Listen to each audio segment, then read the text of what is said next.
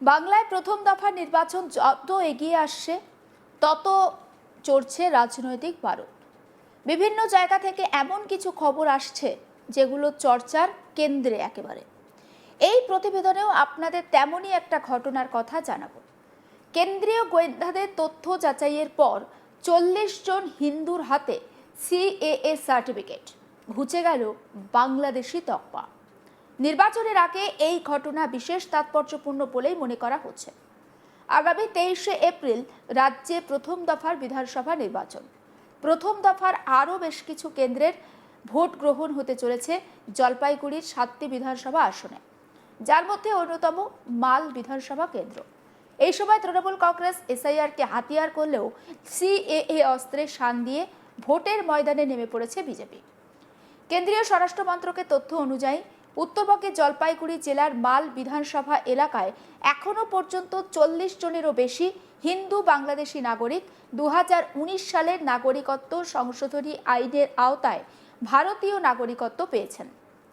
রাজ্য সরকারের বিরোধিতা সত্ত্বেও গত 4-5 মাস থেকে চলছে এই প্রক্রিয়া। মাল বিধানসভায় সব থেকে বেশি সিএএতে আবেদন করেছে ক্রান্তি ব্লক থেকে মানুষজন। আবেদন করার পর কেন্দ্রীয় গোয়েন্দারা গোপনে সেই ব্যক্তিদের তথ্য যাচাই করেন। জলপাইগুড়িতে নির্দিষ্ট অফিসে যেতে হয় শুনানির জন্য।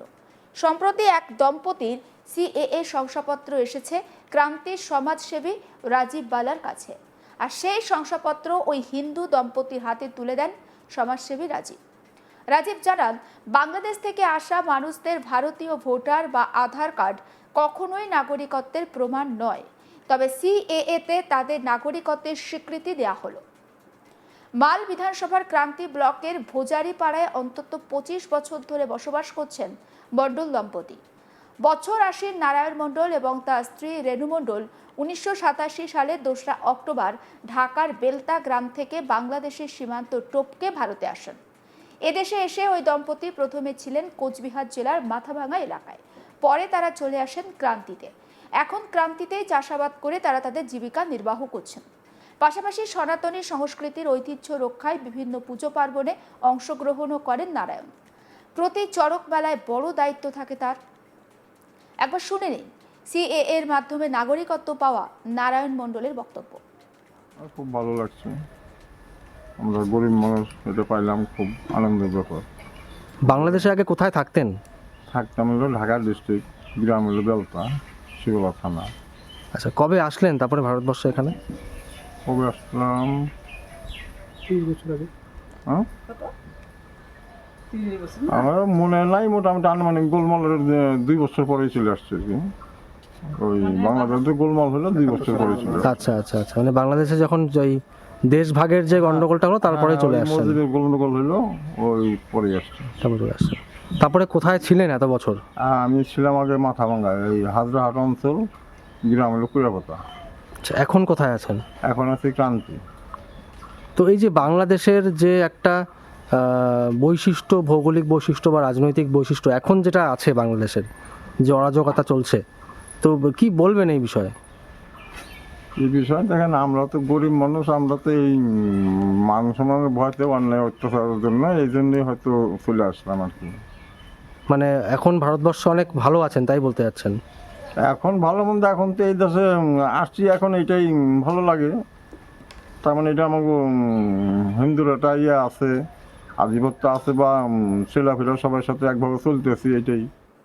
রেণু মণ্ডল জানান, নাগরিকত্ব বাতিল নিয়ে দুশ্চিন্তায় ছিলাম, তবে এখন আমরা সম্পূর্ণ ভারতীয় নাগরিক। বাংলাদেশের এই দুর্দিনের স্মৃতি এখনো মনে পড়লে চোখে জল আসে তার।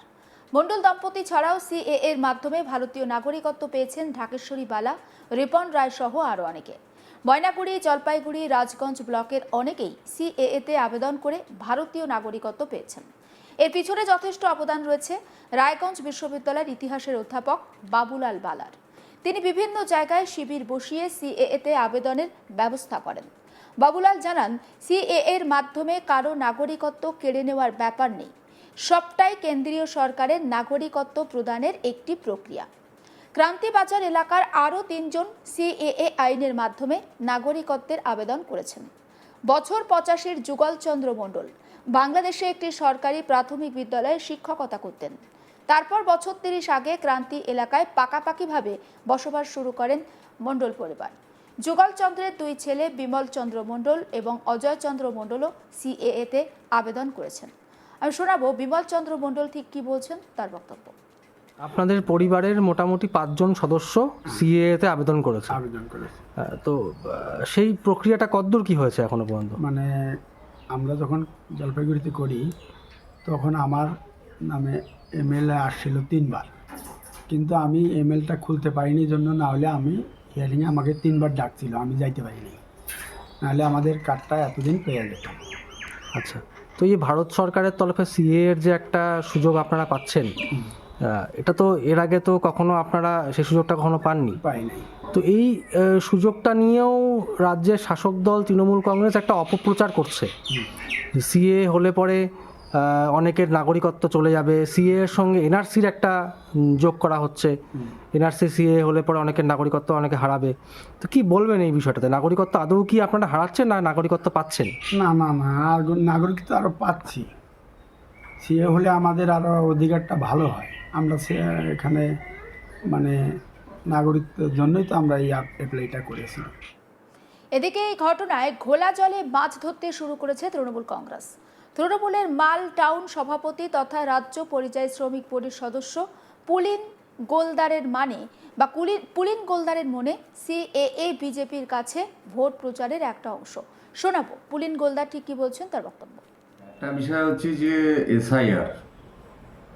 এসআইআরে যাদের নাম বাদ গিয়েছে আপনারা একটু খুঁজে দেখবেন যে তাদের জন্ম এখানে, তাদের বাপ ঠাকুরদা পরদাদা যারা ছিলেন তারা জন্মেছেন এখানে, মরেছেন এখানে, স্কুলের পড়াশোনা সব কিছুই এখানে, তার বন্ধু বান্ধব আত্মীয় স্বজন সবই এখানে। তো তেমন লোকদেরও নাম হচ্ছে এবার ভোটার তালিকা থেকে বাদ গিয়েছে। এবার সিএ হচ্ছে একটা ভারতে আইন পাশ করেছিল যেটা এনআরসির পরবর্তী পর্যায়ে, এবং আমরা আমাদের দলের তরফ থেকে আমাদের স্ট্যান্ড ছিল যে সিএ পশ্চিমবঙ্গে আমরা যাতে না হয়, এটা ঠিকই। গোটা বিষয়টাকে বিজেপি কিভাবে দেখছে বিজেপি নেতা রাকেশ নন্দীর বক্তব্য শোনাবো। প্রথমেই আমি বলতে চাই একটা কথা, যে আজকে ভারতবর্ষ যখন বিভক্ত হয়েছিল, দ্বিজাতি তত্ত্বের ভিত্তিতে বিভক্ত হয়েছিল, তারপর থেকে ভারতবর্ষের মানে যে অংশ বাংলাদেশ, একদা ভারতবর্ষের অংশ বাংলাদেশ, সেই বাংলাদেশের যারা হচ্ছে হিন্দু নাগরিক, তারা ধর্মীয় উৎপীড়নের কারণে সেখান থেকে পলায়ন করে ভারতবর্ষে আসতে বাধ্য হয়েছে।